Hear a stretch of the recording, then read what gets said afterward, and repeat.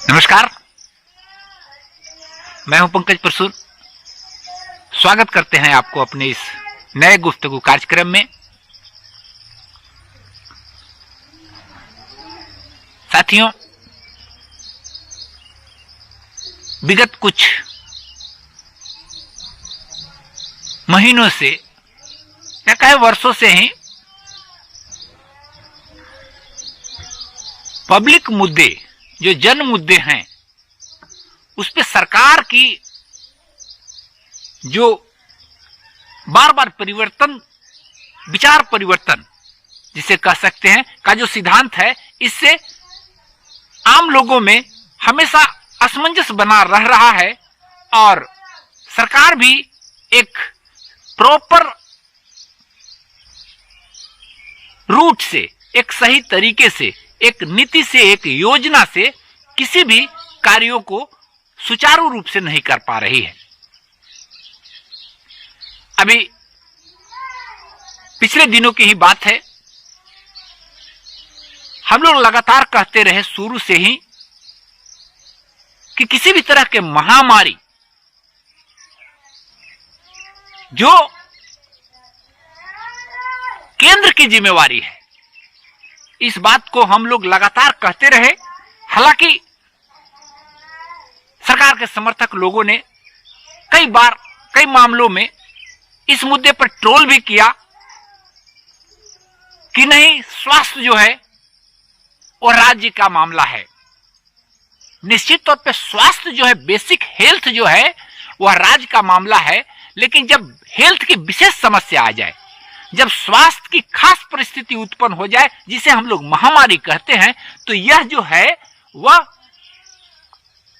बिना केंद्र के सहयोग के, बिना केंद्र के कोऑर्डिनेशन के इस तरह के महामारी को न रोका जा सकता है और न ही इसका समाधान पाया जा सकता है।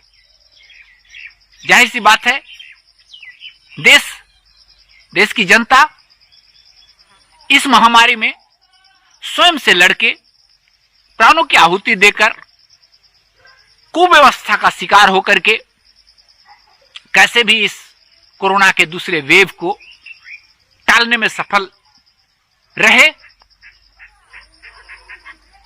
सरकार की भी कुछ सहयोगात्मक व्यवहार और रवैया रहा, लेकिन फिर भी जो होना चाहिए था वह नहीं हो पाया।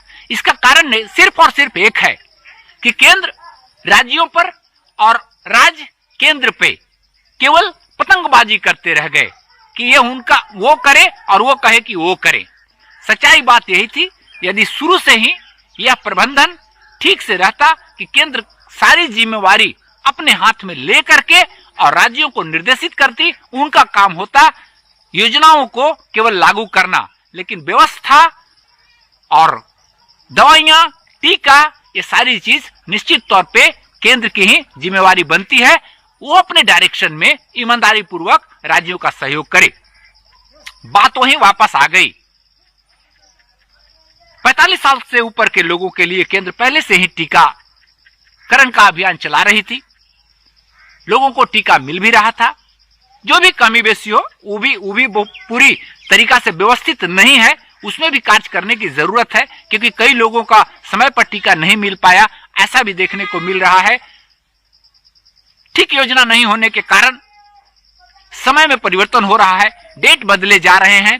अब मेडिकल की बात तो हम और आप नहीं समझ सकते हैं, लेकिन खैर चलिए, जब मेडिकल कह रहा है कि इसी डेट पे लगेगा तो वो भी मान लिया जाए। तो 45 तक का जो उम्र तक के लोगों का टीका दिया जा रहा था, मूल राजनीति हो गई 18 से 45 साल के लोगों के लिए। जब यह घोषणा की गई केंद्र सरकार के द्वारा कि राज्य सरकारें 18 से 45 साल के उम्र के बच्चों को, लोगों को टीका देंगी, उस समय भी हमने कंप्लेन किया था और हमारे जैसे कई एक लोगों ने इस बात को रखा कि आखिर केंद्र सरकार राज्यों के जिम्मे पर क्यों थोप रही है, इसमें बार्गेनिंग क्यों हो रहा है। राज्यों को अलग दाम, केंद्र को अलग दाम, प्राइवेट अस्पतालों को अलग दाम, ये क्या हो रहा है इस महामारी काल में। यहां तो समान नागरिक, समान बात और समान मूल्य, समान तरीके, सब चीज समान होना चाहिए। एक आम जन जैसा राज्य का है वैसा ही केंद्र का है। क्या राज्य का आदमी केंद्र का आदमी नहीं होता है?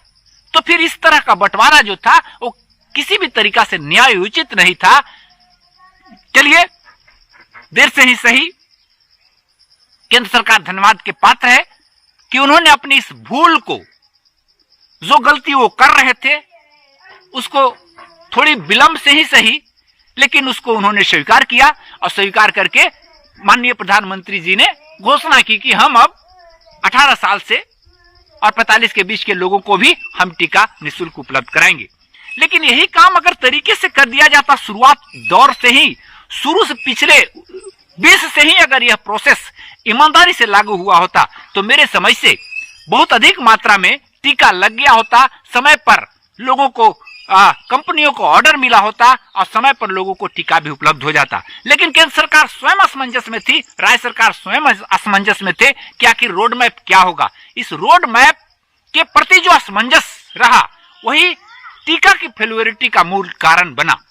अगर यह क्लियर होता, जैसे आज क्लियर हुआ है कि अब केंद्र सरकार ही जिम्मेवारी ली है और राज्यों को उपलब्ध कराएगी, तो अब यह बात रास्ते पे आएगी और लोगों के लिए राहत भरा समाचार, राहत भरा समय, राहत भरी चीजें उपलब्ध होंगी। यह काम पिछले वर्ष ही कर लेना चाहिए था।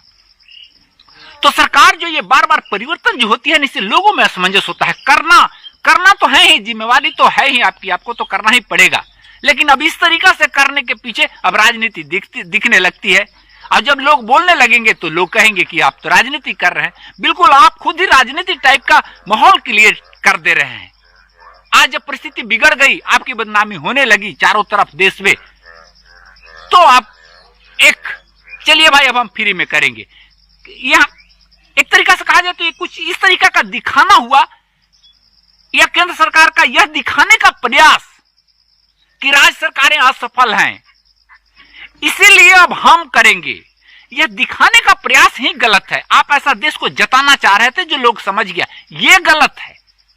मूल काम था कि आप ही का था, आप नहीं कर रहे थे, अब इसे कर रहे हैं। अब आप साधुवाद के पात्र हैं, अब आप धन्यवाद के पात्र हैं। तो राज्य और केंद्र के बीच में ये जो विभेद पैदा करने की राजनीति जो केंद्र की रही, वह आज के परिवेश में और देश हित में किसी तरीका से उचित नहीं था। इसलिए हम बार बार शुरू से ही बोल रहे थे कि नहीं, यह राज्यों का मामला नहीं है, यह केंद्र का मामला है। केंद्र अपनी जिम्मेवारी से भाग रही है, इसलिए समस्या पैदा हो रही है।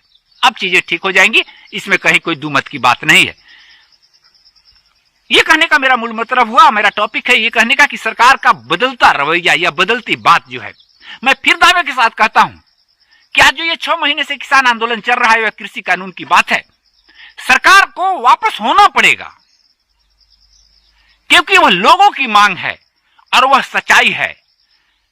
जिस प्रकार से आप इस कोविड में टीका में अपने आप को रोल बैक किए, जिस प्रकार से आप अपने आप को वापस किए, किसान आंदोलन, कृषि कानून में भी सरकार को यही वापस होना होगा, क्योंकि जो सच है, जो सत्य है, उसको अस्वीकार नहीं किया जा सकता है। बेहतर है कि समय रहते उसका आप निर्णय कर ले, और यह जिस प्रकार से यह निर्णय को आप बदले हैं, लोगों की सलाह को आपने माना कि टीकाकरण, पूरा देश का टीकाकरण केंद्र को करना चाहिए, आपने माना, उसी तरीका से पूरा देश आपको कह रहा है। सारे वर्ग, सारे इंटेलेक्चुअल जो समझदार हैं, जो चीजों को समझ रहे हैं, वो आपको सलाह दे रहे हैं। हम बार बार हम भी यह बात कर रहे हैं कि यह जो सरकार का निर्णय है, यह भी उचित नहीं है, यह भी गलत है।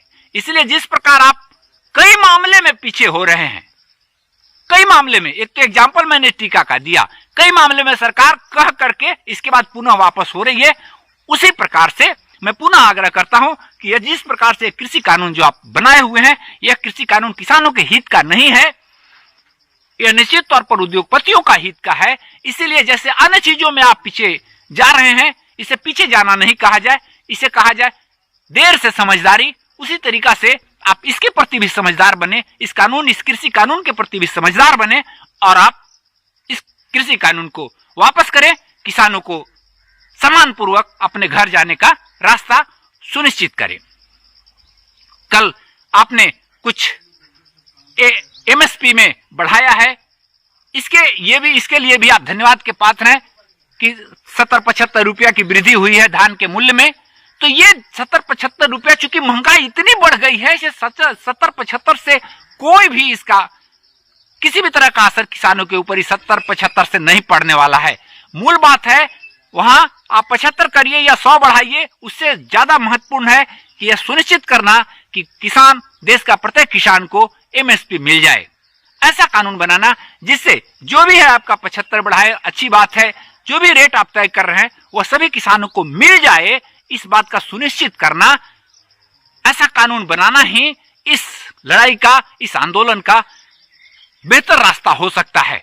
इसलिए एमएसपी पर कानून बनाइए। 70-75 रुपया बढ़ाने घटाने से कोई बहुत फर्क नहीं पड़ने वाला है, इसके ऊपर कानून बनाइए। तो यह भी महत्वपूर्ण चीज है।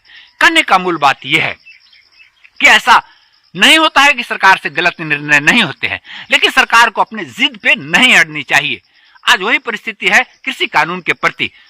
पास हो गया, कानून बन गया, इसमें कोई लाज की बात नहीं है। जब देश का अधिकांश किसान इस कृषि कानून के विरोध में है, लगातार प्रदर्शन हो रहा है, धरना हो रहा है, बंदी हो रहा है, आप जान भी रहे हैं कि पूरा देश में इसका विरोध है, इसके बावजूद भी जिद पे अड़े रहना किसी भी राज सत्ता के लिए उचित नहीं है।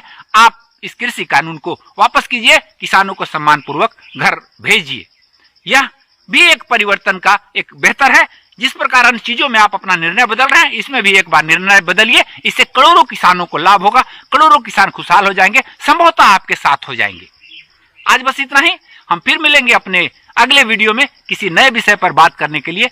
तब तक के लिए धन्यवाद। सबका जीवन मंगलमय हो।